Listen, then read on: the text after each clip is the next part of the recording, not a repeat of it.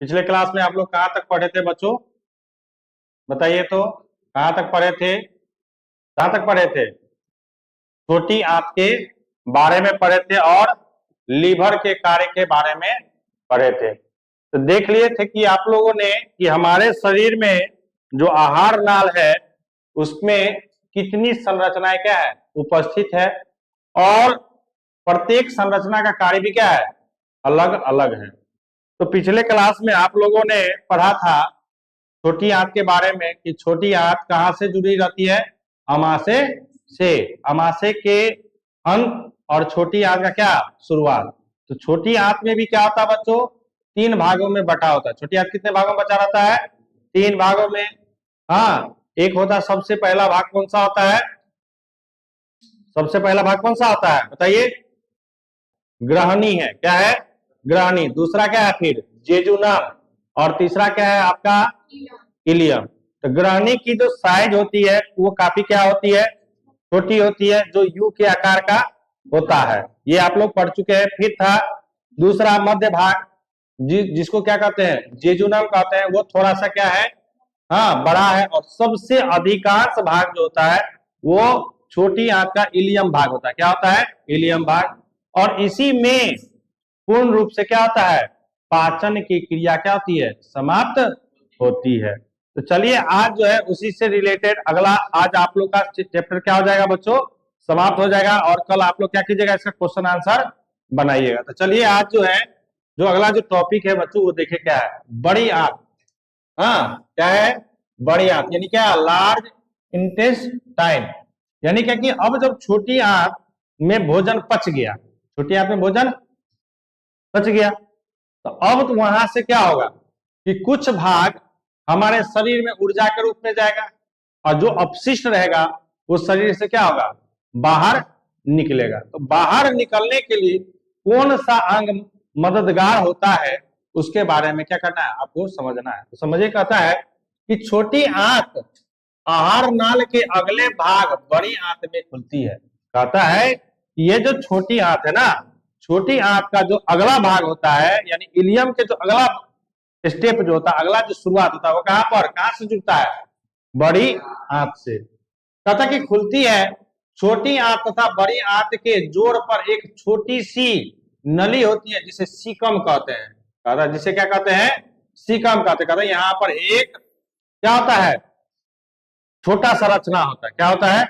छोटा सा रचना होता है जिसको क्या कहते हैं? सीकम कहते हैं। और सीकम के शीर्ष पर एक उंगली जैसी रचना होती है जिसका सिरा बंद होता है, जिसे अपेंडिक्स कहते हैं। देखिए अपेंडिक्स है यहाँ पर, हाँ या ना, है ना? जिसका ये सिरा क्या है आपका? बंद है। ये क्या है? सिरा बंद है। बच्चों कभी कभी जब अपेंडिक्स हो जाता है, हाँ, तो अपेंडिक्स के कारण क्या होता है? पेट में दर्द सब होने लगता है, ठीक है ना? तो अपेंडिक्स के कारण भी लोगों की मृत्यु हो जाती है कभी कभी। समझिए, इतना पेन होता है ना। और अपेंडिक्स कोई लाभदायक चीज नहीं है, ठीक है ना? तो समझिए, तो कहता जिसे क्या कहते हैं? अपेंडिक्स। यानी इसका जो आकार होता है किस प्रकार के? उंगली के आकार का होता है। फिर है, कहता कि बड़ी आंत के कार्य, यानी ये इसका कार्य क्या है? कहता कि छोटी आंत से गुजर कर भोजन जब बड़ी आंत में पहुंचता है तो पाचन प्रक्रिया द्वारा भोजन लिक्विड में बदल जाती है। लिक्विड मतलब समझ रहा है ना? लिक्विड का मतलब क्या? हिंदी में क्या कहते हैं लिक्विड को? तरल पदार्थ। लिक्विड को क्या कहते हैं? तरल पदार्थ में क्या हो जाता है? बदल जाता है। और अधिकांश पोषक तत्व अवशोषण क्या कर लिए जाते हैं? अवशोषित कर लिए जाते हैं। और बताते हैं कि वहीं पर एक रचना होती है, रंसाकूड़। क्या होती है? रंसाकूड़। जो इसमें जो ऊर्जा बना है ना, पोषक तत्व का जो अधिकांश भाग यानी क्या, जो ऊर्जा बना है उसको क्या करता है? उसका भी आकार कैसे होता है? ये उंगली के आकार का होता है। हाँ, जो क्या करता है? सोखने का काम करता है। उस ऊर्जा को सोख लिया और उस ऊर्जा को सोख करके कहा मिला देता है? किसमें? ब्लड में मिला देता है। कहां पर मिलाता है? ब्लड में। तो समझ गए कि बड़ी आंत कहां से शुरू होती है? कि बड़ी आंत, छोटी आंत का जो अंतिम भाग है, छोटी आंत का जो अंतिम भाग है क्या? इलियम, वहां पर जुड़ा रहता है। और कहां पर जाकर समाप्त होता है? कहां पर? रेक्टम में। कहां पर? रेक्टम में। तो चलिए इसका कार्य देख लिए। इसका कार्य क्या है कि बड़ी आंत का, कि छोटी आंत से गुजर कर जब भोजन पचा हुआ तरल पदार्थ में, किसमें, तरल पदार्थ में जब बदल जाता है तो वो कहाँ जाता है, बड़ी आंत में। वहां से क्या होता है, उस तरल पदार्थ से जो ऊर्जा रहता है उसको क्या कर लेता है, सोख लेता है, और अपशिष्ट पदार्थ को क्या कर देता है, नीचे की ओर धकेल देता है। कहता कि समझिए बड़ी आंत मुख्यतः कितने दो भागों में बटा होता है। कितने भागों में, दो भागों में। एक होता है कोलन और दूसरा क्या होता है, मलाशय या रेक्टम। अब देखिए कोलन क्या होता है, कहता है कि अधोगामी कोलन रेक्टम में खुलता है। कहां पर खुलता है, अधोगामी। अधोगामी का समझिएगा बच्चों, यहाँ देखिए फिगर में कहां पर कुछ नजर आ रहा है, अधोगामी मतलब क्या, एसेंडिंग। फिर देखिए यहाँ पर जो एक होता है एसेंडिंग, एक होता है ट्रांसफर, और दूसरा क्या होता है, डिसेंडिंग कोलन। समझिएगा, एसेंडिंग मतलब क्या है कि यहाँ पर जो भोजन तरल पदार्थ के रूप में हुआ, यहाँ से तो सोख लिया, अब जब यहाँ सोख लेगा तो क्या करेगा, अपशिष्ट पदार्थ को धक्का मारेगा, इधर की ओर, ऊपर की, ये धक्का मारा तो यहां से लेके यहाँ तक क्या हुआ, एसेंडिंग, यानी ऊपर की ओर जा रहा है। तो एसेंडिंग का मतलब क्या, बढ़ते क्रम। फिर कहता ट्रांसफर, मतलब क्या कि यहाँ पर पहुंच गया तो अब इस अपचा भोजन को भेजेगा, पहुंचाएगा कि नहीं पहुंचाएगा, तो कहता है उसको क्या किया, ट्रांसफर। और ट्रांसफर करने के बाद उसको कहां पर फिर डिसेंडिंग, यानी क्या घटते क्रम, यानी क्या नीचे की ओर भेजेगा, कहां पर, रेक्टम के पास जाकर के पहुंचाने का काम करेगा। तो समझ गए कि यहाँ पर क्या होता है कि यहाँ पर छोटी आंत रहता है, यहाँ पर क्या होता है आपका, यहाँ पर आपका क्या होता है, छोटी आंत का क्या, इलियम वाला भाग। कौन सा, इलियम वाला भाग यहाँ पर क्या रहता है, जुड़ा हुआ रहता है। अब यहां से क्या, ये ऊपर की ओर जाएगा, लेकिन इसमें जैसे ही जाएगा तो यहाँ पर क्या बन जाता है, कौन सा, तरल पदार्थ। क्या, तरल पदार्थ। और ये तरल पदार्थ में से ऊर्जा को अवशोषित कर लेगा, जो बेकार रहेगा, अपशिष्ट पदार्थ रहेगा, उसको भेजेगा कहां पर, जाओ भाई, कहां पर, कोलन में जाओ, यानी बड़ी आंत के पहला भाग, बड़ी आंत का पहला भाग में जाओ, पहुंचो। फिर यहाँ से क्या करेगा, इसको भेजेगा, ट्रांसफर करेगा। यानी एक जगह से ट्रांसफर का मतलब क्या, जैसे पता है ना कि टीचर का ट्रांसफर हो गया, ट्रांसफर का मतलब क्या कि उसका स्थानांतरित हो गया, यानी एक जगह से दूसरे जगह।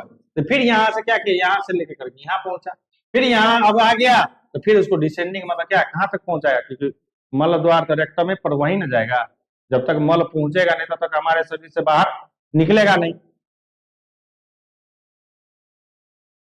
तो कहता कि बड़ी आंत मुख्यतः कितने भागों में, दो भागों में, एक होता है कोलन और दूसरा क्या होता है, मलाशय। अब देखिए कहता कि अधोगामी कोलन रेक्टम में खुलता है, जो अंत में मल द्वार के द्वारा शरीर से बाहर क्या होता है, खुल जाता है। लास्ट में कहा जाएगा, शरीर से बाहर नहीं निकलेगा। कहता कि अपचा भोजन, कौन सा, अपचा, जो हमारे शरीर के लिए उपयोगी नहीं है, इलियम से, कोलन से होते हुए कहां पर, रेक्टम। कोलन कई गो है, 3 गो कोलन है ना। एक कौन सा है, एसेंडिंग, ट्रांसफर और डिसेंडिंग। यानी कोलन कितने प्रकार के, 3। कौन कौन, एसेंडिंग, दूसरा क्या, ट्रांसफर, और तीसरा क्या, डिसेंडिंग। अब कहता कि कोलन का कार्य क्या है बच्चों, कहता कि भोजन के बचे हुए हिस्से को निर्जलित करना और उसे मल में बदलना। अब कोलन का काम देखो क्या है, कोलन का काम क्या है कि भोजन, क्योंकि देखिए आपका जो बड़ी आंत में जो पहुंचा है, बड़ी आंत में वो कैसा पहुंचा है, तरल के रूप में। किसके रूप में, तरल के रूप में। तो तरल का मतलब क्या कि इसमें क्या उपस्थित है बच्चों, द्रव उपस्थित। तरल का मतलब क्या, द्रव होगा ना, तो द्रव जो होगा तो द्रव तो नहीं निकलता मल के रूप में। मल के रूप में जो हमारे शरीर से जो निकलता है वो कैसा निकलता है, गाढ़ा निकलता है, मतलब क्या, कठोर निकलता है। पेट खराब की बात नहीं कर रहे हैं, पेट खराब होता है तो पानी ही निकलता है। हाँ, यहाँ पर पेट खराब की बात नहीं कर रहे हैं, यहाँ पर कहता है कि जब आपके पास शरीर में जब तरल पदार्थ जब पहुंचता है तो बड़ी आंत में जो कोलन का मुख्य कार्य है कि उसमें से जल को पूरा निर्जलित कर देना। मतलब क्या कि जल को पूरा हटा देना, मतलब क्या, उसको क्या कैसा बना देना, पूरा सूखा। क्या बना देना, पूरा सूखा, गीला नहीं। तो वही कहता है कि भोजन के बचे हुए हिस्से को निर्जलित का मतलब क्या कि उसमें जल नहीं होगा, और उसे मल में क्या करना, बदलना। अब देखिए, अब ये जस्ट बताया बच्चों की कोलन कितने प्रकार के होते हैं, कितने भागों में बटे होते हैं, 3। एक होता है ऊपरगामी यानी एसेंडिंग कोलन, दूसरा क्या अनुप्रस्थ मतलब ट्रांसफर कोलन, और तीसरा क्या होता अधोगामी यानी डिसेंडिंग कोलन, है ना, बटा हुआ।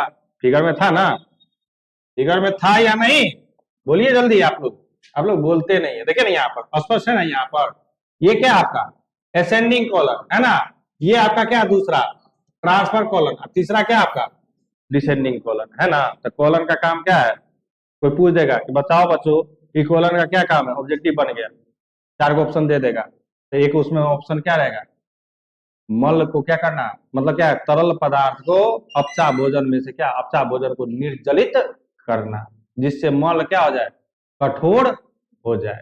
ठीक है, कोई दिक्कत नहीं है। चलिए